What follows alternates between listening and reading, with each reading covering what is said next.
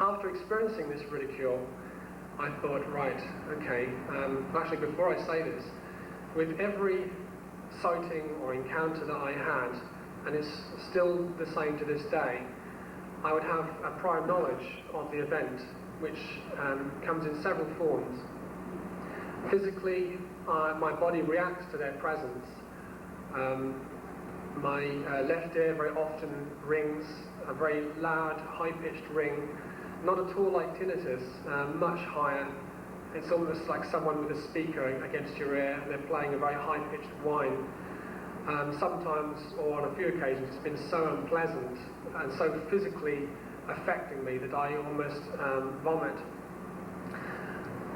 More often, the other physical reaction I have is my solar plexus becomes really tight, and adrenaline starts rushing around my system, and the best way I have to describe it is like saying that you're going to the most important interview of your life. That's how it feels. And this feeling would stay with me until I actually carried out the interaction that was being stimulated, I guess. I would become increasingly nervous until I followed what was occurring mentally, which was, most of the time, an intuitive knowing that there was an object in the area. I would know where it is, when it will appear physically, if it's not already physical, how many objects are involved, and sometimes even the beings, the kind of beings that are coming. I'd have a kind of almost empathic feeling towards them, whether they're coming in with love or not. Other than that, sometimes I would also hear a voice, not my own, that would tell me to look at a certain part of the sky, or to go to a particular wood, or somewhere discreet in the landscape for a UFO encounter event, which always happened. And these feelings, physical and mental, I would follow implicitly, like it was something I was kind of meant to do. Not by force, but something deep within me, a feeling of, by following this, by responding, I was fulfilling some purpose, a purpose relating to my life. Now, once I experienced the ridicule and became aware that I was having these feelings, prior knowledge of an event, I thought, right, I'm going to try and grab as many witnesses as I can with each time I feel these things. And I did this very successfully on a number of occasions, and perhaps the best one was in 1977, while in a classroom full of children and a teacher.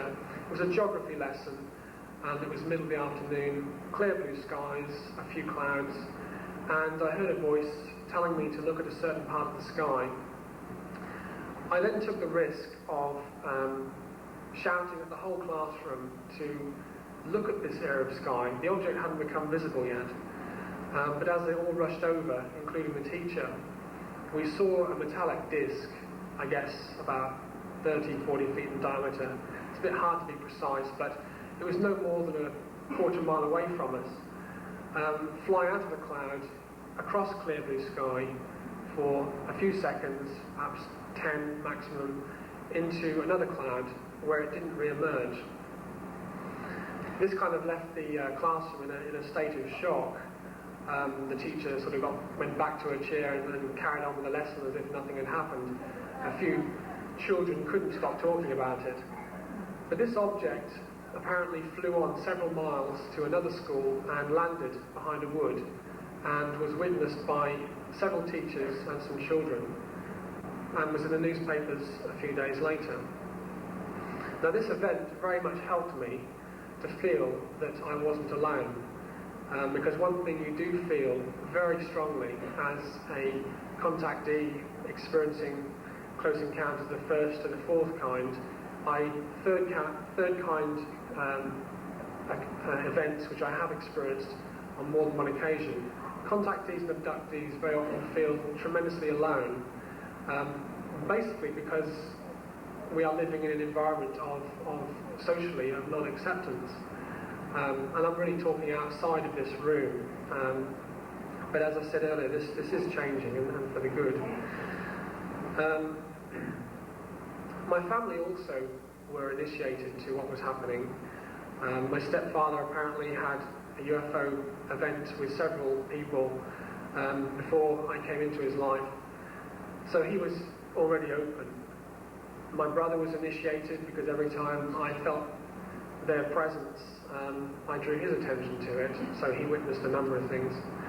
My mother's reaction was abject fear. And there's one occasion that really sticks in my mind vividly, involving an object that was no more than a quarter of a mile away from us in broad daylight, pacing the car. It was metallic, disc-shaped with a dome, and we were crossing a forest, and we'd come to like a clearing, and on the left-hand side of us was a large grassy sort of moorland area. And this object, just before it appeared, I had an instruction to look at this area of sky, and I told my brother and my stepfather, and then the object appeared, and they were both very impressed. But my mother just panicked, and it was very hard to even get her to look at it, and I even went as far as holding her head and pointing her at it. But she still couldn't see it, apparently, and I think she did actually see it, but she didn't want to look at it. Now there's my mother did some things in my childhood as I was growing up that were kind of strange at the time, but when I put them all together, it very much suggested that she had some form of close contact. But one day, she took me into a bookshop. I walked straight up to an area full of books and pulled out a book without even looking, like she knew what she was doing and where she was going, and handed it to me, said nothing, went and paid for it and left. And I assumed that she was just buying this for herself and that she would ask for it back once I got outside.